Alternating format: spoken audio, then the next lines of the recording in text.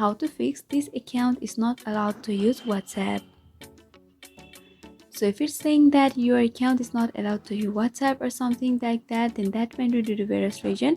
So in order to fix that, you have to watch this video till the end and subscribe to our channel for more videos like this. Now let's get into the video. So if it's available, then you can know that your account has been temporarily suspended or locked or something like that. So for that, you need to contact to WhatsApp.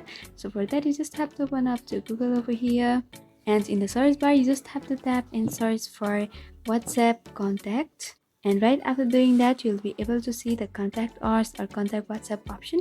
You just can go for the contact us option over here, and you'll be opened up to a browser. You can see in this section.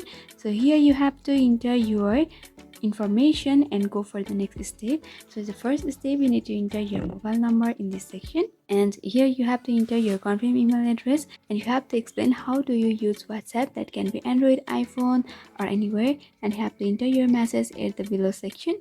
So let's get started. Now first you have to enter your mobile number, and you have to enter your email address, and after that you have to enter your message. You can say that I'm not able to open my WhatsApp, and it's saying that this account is not allowed to use WhatsApp, so help me to fix this.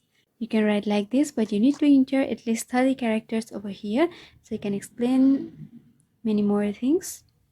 And after that you have to go for the next step over here, and after doing that a list of articles will be given over here. You can go and read if it's relatable, but you can go for the send question option at the bottom.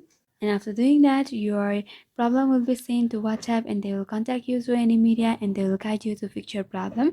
This is the thing. So I hope this video was helpful. If you still have got some queries, then you can mention down below in the comment section.